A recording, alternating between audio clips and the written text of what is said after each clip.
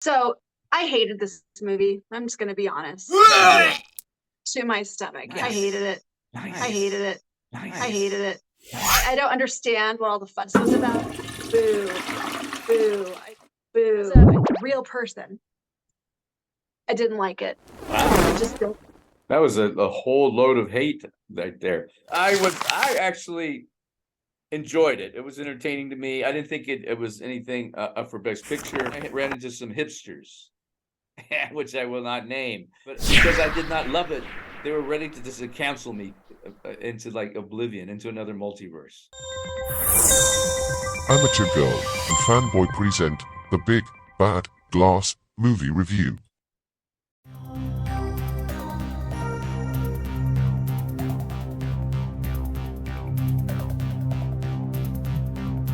What 1950s TV show did James Hong first star in? Stick around until the end of our reel to find out. Hello. Welcome back to our channel. Welcome. I am Amateur Girl. And I'm Fanboy here in the alternative reality of the multiverse of Chiang Mai, Thailand. And today we're going to be talking about everywhere, everything, everywhere, all at once. Did I say that right? You did. Okay. Yeah. Speaking of multiverses. So we'll let Amateur Girl give her opinion. And then it's an older movie, won the Best Picture of the Year. Won, I guess, quite a few Academy Awards, correct? You did. So, Jamie Lee Curtis, Michelle Yeoh, and I think James Hong. I don't know if James Hong got something, but I can't remember. But yeah, but in general, it won many, many awards for the year. And so now we're going to talk about it just because we feel like talking about this movie today. Yeah. Well, Ke Huy Quan from Indiana Jones. Right. Yeah, he did win. He won Short supporting actor, I believe. Yeah, short round. Yeah. Yeah. So I hated this movie. I'm just going to be honest. Nice. I hated it. Nice. I don't understand what all the fuss was about. Now, am I glad that he won? I was ecstatic that he won. I mean, that was such a cool thing that he sort of hasn't had a career for a while and then came back with this movie. I'm sure he's done other things, but that was amazing. Other than that, boo, I didn't like it. I thought it was boring. I understood it, the bagel thing, right? I mean, what? And I mean, Jamie Lee Curtis, yeah, she was fantastic, and Michelle Yeoh, as usual, fantastic. I mean, they did a fantastic job in this movie, but not my thing. Didn't like it. Will never watch it again. Will avoid watching it. Not a movie I will go back to rewatch, try to understand what's going on. No, thank you. Yeah, it was just convoluted, confusing. What's the point? I'm sure people that really like analyzed it, I'm sure there's a point. I'm sure they could explain to me why. But as a real person, I didn't like it. It wasn't escapism for me. It was just kind of like, I'm watching it because it's nominated and Jamie Lee Curtis is in it. And that's really the only reason I sat through the whole thing. I will say that it did pass my fast forward test. So I guess it wasn't that bad because I didn't fast forward through any of it. Well, maybe I did. Honestly, I don't even know because I don't even care. That's what I feel about this film. The end. Wow. I just don't. That was a whole load of hate right there. You should like set a piece of paper on fire or bring some film and just combust and bust into flames and stuff. No, I actually enjoyed it. It was entertaining to me. I didn't think it was anything up for Best Picture or anything like that. I think maybe this is a trend that Academy's having, to be inclusive and all that stuff. I have no clue. I can't even remember some of the movies I thought probably should have got Best Picture last year over this one. Maybe maybe The Women King, which never got anything, never got even suggested at all, which I thought was a great film.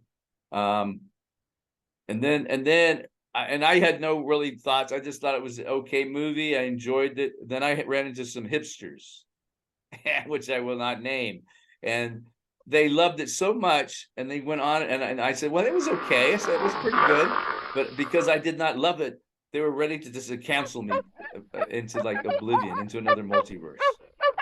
Because I was lukewarm on my reception of the film. I don't know what the hell is that about.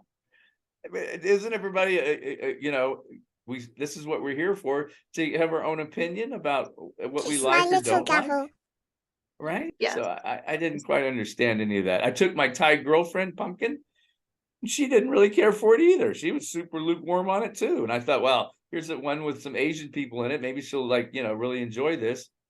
I mostly went to see it because of her. She's totally lukewarm. She enjoyed that one with the Spider-Man kid and Mark Wahlberg, that movie much more. She loved that thing. Yeah. That one based on the game. And I played the game and I can't even think of it right now. And so it was an interesting movie. It's great that Michelle Yeoh got her recognition, because she's Right. talk about everything everywhere all at once. She's it, right? I just saw a new preview coming out of the Hercule Poirot movie with Kenneth Branagh. I think that's how you pronounce his name, the director and the actor, and doing one of those new Death on the Nile type movies, and she's in that one. So I mean, she's everywhere, right? Yeah. Well deserved. She's fantastic. Yeah. And Jamie Lee Curtis, I don't know. It was a goofy part for her. Yeah. Did she deserve it? I guess. I mean, she's been around so long. She's like Hollywood, old royalty, right? From her back to her parents, Tony Curtis, and her mother. And the rest, and James Hong, I don't know if he got anything, but I love that guy. He's been around forever too. He's the older gentleman. He's in his 90s now, but he's been around forever. Played in everything, classic TV shows from the 50s and 60s, and movies. I mean, I think he goes all the way back to the 40s as a young, like Charlie Chan's number one son or something. I don't know. I can't remember. But yeah, he's been around a long time.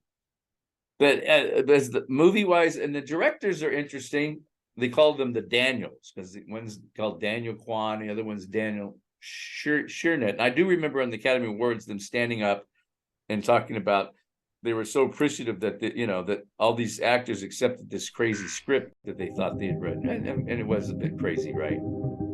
And so these two guys, they really don't have much of. They're just music video directors, is what they are. And when I watched the movie, I kind of had that feeling of a music video.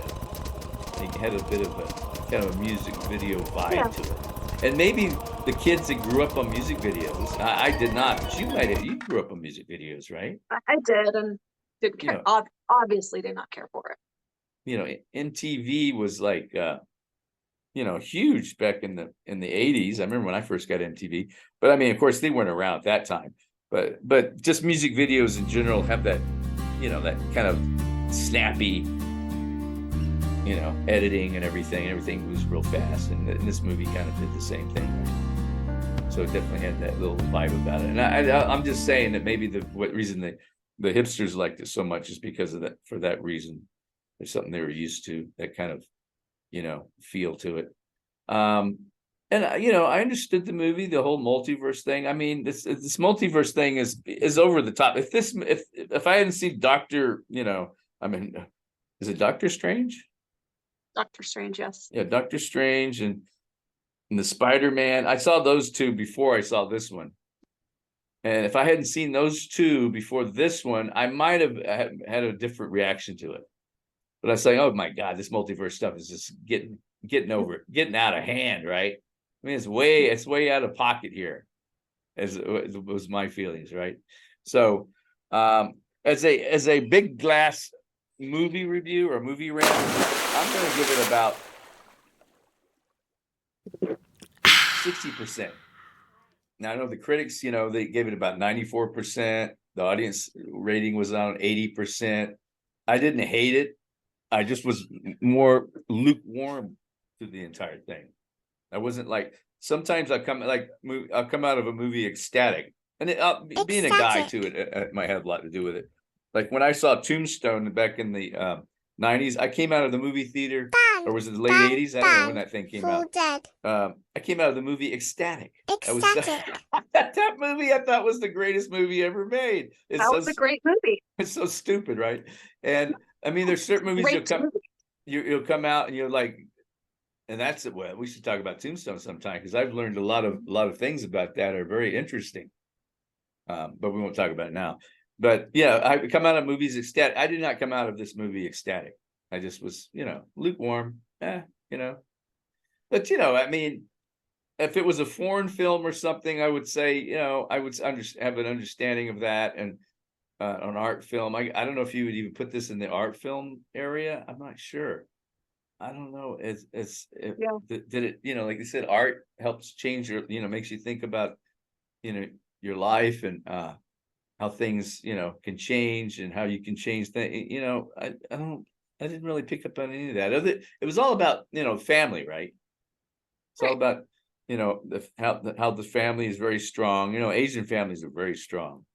Like the Thai girls are like, they're the best.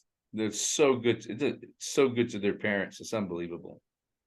I mean, the parents are number one, and they just take care of them till they die, which is interesting for Americans. It's so interesting, right? Because we're not. I mean, you did a very great job, with your mother, but I'm just saying in general, Americans in general, right, are not great at it. But so it's so that I could see that part of it. The family being the most important thing. But other than that, like I said, it was a lukewarm. I was lukewarm about the whole thing. So, and she hated it. And fangirl and amateur girl hated it. So. Yeah, and the fact that you told me that 94% of critics liked it and 80%, it makes me even more angry. She gets absolutely upset at her stomach when she hears these things. Amateur girl. To my stomach, yes. Mama, chill. I don't get physically reactive that way.